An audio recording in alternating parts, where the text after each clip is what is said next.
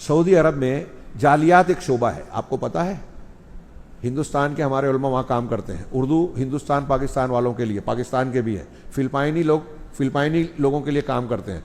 तो जिस मुल्क के जालियात के उलमा हैं उस मुल्क के गैर मुस्लिमों को इस्लाम बनाते हैं, मुसलमान इस्लाम पेश करते हैं, और हर साल कई हज़ार लोग इस्लाम कबूल करते हैं सऊदी अरब की जालियात के ज़रिए। पढ़िए, ये उनके प्रोग्राम होते हैं, उनकी दावत व तबलीग के वो होते हैं। सारा खर्चा तनख्वाह कौन देता है? गवर्नमेंट सऊदी अरब की। साल पहले जो बर्मा का सानहा और बुहरान आया था, वहाँ की बुद्धिस्ट हुकूमत मुसलमानों पर जुल्म कर रही थी, बहुत सारे लोग बांग्लादेश आ गए, बहुत से कत्ल कर दिए गए, मार दिए गए। उस वक्त तो तुर्की का एक एजिटेशन आया, तो यही लोग चिल्लाने लगे, देखो तुर्की वाले ये कर रहे हैं और सऊदी अरब खामोश है। तो बर्मा के कुछ उलमा ने जवाब दिया था उसका, जो सऊदी में है। उन्होंने कहा कि आज आप कह रहे हैं तुर्की या फलां ने हमारी मदद की, हाँ 25 साल पहले से सऊदी अरब के दरवाजे खोले और हमारे लिए ये सहूलत दी कि अगर कोई बर्मा वाला आना चाहता है तो बगैर किसी तकलीफ के खर्चे के, बगैर वीजे के, किसी फीस के, उसको हम सऊदी बुलाएंगे, यहां तालीम देंगे मुफ्त में, मेडिकल देंगे मुफ्त में। आज कई लाख बर्मी मुसलमान वहां रहते हैं, बड़े बड़े उलमा बन गए हैं। ये देखते हुए बर्मा की हुकूमत ने कह दिया था कि जो सऊदी जाएगा उसको हम वापस नहीं लेंगे। तो सऊदी अरब का दरवाज़ा बर्मा के लिए 25 साल से खुला है, मदद कर रहा है। उन लोगों ने कहा वो प्रोपेगेंडा नहीं करता, खबरें नहीं बनाता, हाँ खामोशी से करता है। नफरत क्यों है? वो कुरान और हदीस को मानते हैं। सऊदी अरब का किरदार क्या है? मैंने अभी सवाल किया ईरान के बारे में। हाँ सऊदी अरब, हाँ दुनिया में आप देखिए कि एक वाहिद हुकूमत है जो कहती है खुलकर, आज से नहीं बरसों से, कि हमारा दस्तूर कुरान और हदीस है। हमारे यहाँ सारे तहरीकी सारे क्या कहते हैं, ख़ानदानी हुकूमत है। ख़ानदानी हुकूमत, तो फिर वोट वाला मामला किया जाए। आपने मिस्र में जो इनकलाब लाया, हाँ मुर्सी, हुस्नी मुबारक को हटा के मुर्सी को लाया, हाँ मुर्सी की हुकूमत चली गई, सीसी आ गए। फौजी इनकलाब से जब सीसी आया तो कहने लगे ये बागी और गैर इस्लामी हुकूमत है, और फौजी इनकलाब से जब हसन तुराबी सूडान में आया तो कहते हैं वो इस्लामी हुकूमत है। कायदा दोनों जगह बदल जाता है। देखिए मैंने कहा ना, इनका कोई कायदा नहीं है। इस मुसलमान उसूल पसंद होता है, तो वहां बगावत करके फौज ने कब्जा किया। इनकी फिक्र का है तो कहते हैं मुस्लिम हुकूमत है, इस्लामी हुकूमत है, और यहां वही काम हुआ तो इनकी फिक्र के खिलाफ है तो कहा कि ये गैर इस्लामी हुकूमत है। मुर्सी साहब बहुत दीनदार, बड़े ऐसे बड़े वैसे, उनका जो है खुफिया डेलीगेशन इसराइल जा रहा है, ये ऑन रिकॉर्ड है। मुर्सी इखवानी जो थे, उनकी हुकूमत बनी तो इसराइल उसका नुमाइंदा गया बातचीत करने, ईरान का ही मर्तबा गया, सऊदी अरब को धमकी दे रहे थे। कौन सा दीन मानते हैं आप? सऊदी ने जब मिस्र से इनको निकाला गया इखवानियों को, सऊदी ने पनाह दी, जगह दी। उस वक्त के खादिमुल हरमैन शाह अब्दुल अजीज का एक इसका दौर था, उन्होंने पनाह दी, एहसान किया, तालीम दी, नौकरियां दी। ये वहीं रात में जो है पर्चियां बांटते थे हुकूमत के खिलाफ, एहसान फरामोश।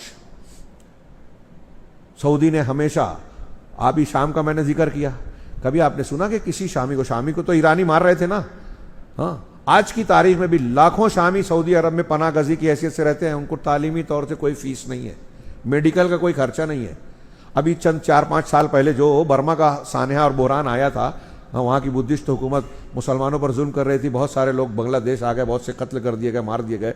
उस वक्त तो तुर्की का एक एजिटेशन आया, तो यही लोग चिल्लाने लगे, देखो तुर्की वाले ये कर रहे हैं और सऊदी अरब खामोश है। तो बर्मा के कुछ उलमा ने जवाब दिया था उसका, जो सऊदी में है। उन्होंने कहा कि आज आप कह रहे हैं तुर्की या फलां ने हमारी मदद की, हाँ 25 साल पहले से सऊदी अरब के दरवाजे खोले और हमारे लिए ये सहूलत दी कि अगर कोई बर्मा वाला आना चाहता है तो बगैर किसी तकलीफ के खर्चे के, बगैर वीजे के, किसी फीस के, उसको हम सऊदी बुलाएंगे, यहां तालीम देंगे मुफ्त में, मेडिकल देंगे मुफ्त में।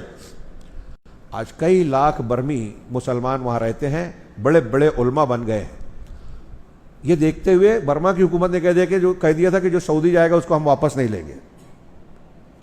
तो सऊदी अरब का दरवाज़ा बर्मा के लिए 25 साल से खुला है, मदद कर रहा है। उन लोगों ने कहा वो प्रोपेगेंडा नहीं करता, खबरें नहीं बनाता, हाँ खामोशी से करता है।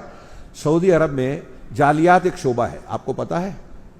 हिंदुस्तान के हमारे उलमा वहाँ काम करते हैं। उर्दू हिंदुस्तान पाकिस्तान वालों के लिए, पाकिस्तान के भी है, फिलिपाइनी लोगों के लिए काम करते हैं। तो जिस मुल्क के जालियात के उलमा हैं उस मुल्क के गैर मुस्लिमों को इस्लाम बनाते हैं, मुसलमान इस्लाम पेश करते हैं, और हर साल कई हज़ार लोग इस्लाम कबूल करते हैं सऊदी अरब की जालियात के ज़रिए। पढ़िए, ये उनके प्रोग्राम होते हैं, उनकी दावत व तबलीग के वो होते हैं। सारा खर्चा तनख्वाह कौन देता है? गवर्नमेंट सऊदी अरब की। सऊदी अरब की यूनिवर्सिटीज से पूरी दुनिया के मुसलमान तालीम हासिल करने जाते हैं। उनके आने जाने का टिकट, वहाँ महीने का वजीफा सऊदी गवर्नमेंट देती है, रहने का इंतज़ाम सऊदी गवर्नमेंट करती है, पीएचडी का इंतज़ाम सऊदी गवर्नमेंट करती है। ईरान का कुछ 1% इस सिलसिले में बता सकते हैं? ये किस लिए करती है सऊदी हुकूमत? खानदानी हुकूमत के लिए। उनके हर मस्जिद में, जितनी सरकारी मस्जिदें हैं सरकारी इंतज़ाम में, और अक्सर वही है, उनमें आप देखेंगे कि मगरिब बाद, फजर बाद दुरूस होते हैं किताबों के, अकीदे के। वो दर्स जो होते हैं ना, सऊदी गवर्नमेंट उसका इंतज़ाम करती है, मुआवजे देती है। मुजम्मा फहद बरसों से कुरान छाप रहा है। आपके यहाँ अहसनुल बयान जो छपा हुआ हाजी लोग लाते हैं, ये उर्दू का है। हाँ, चाइनीज़ में। जैसे ही रशिया से चंद मुल्क आज़ाद हुए थे, कजाकिस्तान, रशिया के मुल्क में उस वक्त जो है कुरान रखना मुसलमानों के लिए ममनू था। कोई रखता था तो कत्ल की सज़ा दी जाती थी। जैसे ही आज़ाद हुआ, रशियन लैंग्वेज का कुरान छाप छाप कर, अरबी, सादा कुरान भी अरबी, पूरा जेट का जेट शाह फहद ने भेजा था वहाँ। यूरोप और अमेरिका में आज हम और आप खबरें पढ़ते हैं कि वहाँ बहुत तेज़ी से लोग इस्लाम कबूल कर रहे हैं। कैसे कर रहे हैं? कौन मेहनत कर रहा है पता है?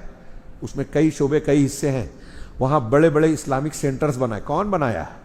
ईरान ने? नहीं। ईरान 3 स्टार होटल बना रहा है अफ्रीकी मुल्कों में, जहाँ सऊदी मुबल्लिगीन दावत का काम कर रहे हैं। अभी अभी कुछ सालों से ईरान वहाँ जाके उनको रोकने की कोशिश कर रहा है, रुकावट डाल रहा है। जबकि यूरोप और अमेरिका में जो लोग इस्लाम कबूल कर रहे हैं, उसकी बहुत बड़ी वजह और जरिया सऊदी अरब और कुवैत का ताउन है। इसके भेजे हुए मुबल्लिगीन हैं, इसके पैसे से बनाए हुए वहाँ इस्लामिक सेंटर्स है। वेटिकन सिटी जो दुनिया में कैथोलिक चर्च का सबसे बड़ा सेंटर माना जाता है, जहाँ पोप रहता है, वहाँ सऊदी हुकूमत ने इस्लामिक सेंटर बनाया, मस्जिद है, लाइब्रेरी है। उसको बहुत रोकने की कोशिश की ईसाइयों ने कि नहीं, ये हमारा हमसे इतना बड़ा नहीं, इतना ऊंचा मीनार नहीं, ठीक है हम मीनारा नीचा कर देते हैं, ऐसा नहीं बन सकता, ठीक है जैसे आप कहते हैं वैसे बनाते हैं, लेकिन हम बनाएंगे। आखिर में बनाया। किसने बनाया? सऊदी अरब ने। उनके घर में घुसकर इस्लाम फैला रहे हैं। अफ्रीकी मुल्कों को कसम खाई थी, मैंने कई मरतबा बयान किया, ये कसम खाई थी ईसाई मुबल्लिगीन ने कि 2000 आते आते, ये 1970-80 की दहाई में कहा कि 2000 आते आते अफ्रीकी मुल्क जो मुस्लिम अक्सरियत का बर आज़म है, हम उसको ईसाई अक्सरियत का बर आज़म बना देंगे, वहाँ के मुसलमानों को ईसाई बना देंगे। इसके लिए शहर शहर, बस्ती बस्ती लोग वहाँ फैले, मुबल्लिगीन गए। शाह फहद ने अपने फारिगीन को अफ्रीकी ममालिक के बुलाया और कहा कि हमको ऐसी ऐसी खबर मिली है, आप जाइए वहाँ इस्लामिक सेंटर बनाइए, दीन की दावत दीजिए, मुसलमानों को बचाइए, इसके लिए आपसे जो चाहिए ले जाइएगा, हम आपकी हर मदद करने को तैयार है। किताबें चाहिए, कुछ असबाब चाहिए, हम सब फराहम करेंगे, लेकिन दावत का काम कीजिए, मुसलमानों को बचाइए। उसका नतीजा ये निकला कि वहाँ के उलमा ने, जो सऊदी अरब में तालीम हासिल कर गए थे, उन उलमा ने जाके वहाँ सेंटर्स खोले, दावत व तबलीग का काम किया, ईसाई पादरियों से बहस की, मुनाजरे किए। नतीजे में कई सौ पादरी मुसलमान हो गए। किसने किया? सऊदी अरब ने किया। कुरान की इशाअत। आपके यहाँ मस्जिद जो बड़ी बड़ी बनती है, जितने बड़े मदरसे हैं, जितने बड़े बड़े मदरसे, वो देवबंदी मसलक के अहले हदीस हों, मैं देवबंदी और हनफी को भी शामिल कर रहा हूँ, उनकी तामीर में, उनके चलने में आप मालूम कीजिए, फ़िक़्ह कौंसिल है और फलां है, वो यहाँ कितनी भी बुराई करते हो, वहाँ जाके अपने आप को सल्फ़ी और सल्फ़ियों का दोस्त बताते हैं। मौलाना मुजाहिदुल इस्लाम कासमी देवबंदी थे, इंतकाल हो गए, फ़िक़्ह एकेडमी वाले। हाँ, लोगों का कहना है कि वो जितना चंदा लाया किसी सलफ़ी आलिम ने उतना नहीं लाया, वहाँ से, सऊदी से, अरब से।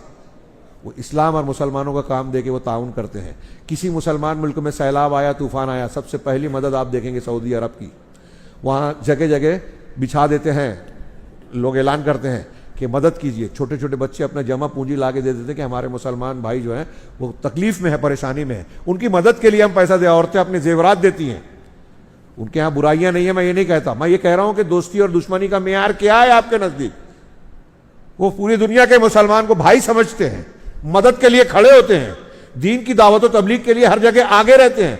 हमारे लिए उलमा तैयार करके भेज रहे हैं, कुरान छाप कर भेज रहे हैं, किताबों की इशाअत कर रहे हैं, हमारे बच्चों को बुलाकर वहां पढ़ा रहे हैं, मस्जिदों में पढ़ाई का इंतजाम कर रहे हैं, कुरान की तजवीद सिखा रहे हैं, दावत और तबलीग का काम कर रहे हैं, दीन का कोई भी महाज है काम कर रहे हैं। टेक्नोलॉजी में पीछे हैं, इसलिए मदद लेनी पड़ती है उन लोगों से, उन मुल्कों से जो टेक्नोलॉजी में आगे हैं। तो हमारे यहाँ लोग इस एक बुनियाद पर उनके सारे कारनामों को पामाल कर देते हैं और उल्टी सीधी दलीलें ला के ये पेश करते हैं कि ये कुफार के दोस्त हो गए। हाँ, मैंने जो बताया, अल्लाह के नबी सल्लल्लाहु अलैहि वसल्लम ने यहूदियों से मुआहिदा किया, तोहफे तहाइफ लिए, हाँ, अपने हिजरत के सफर में एक गैर मुस्लिम को साथ लिया, तो क्या आप वहां भी फतवा दे दोगे? जहां जरूरत है मुसलमान उनसे मदद लेगा।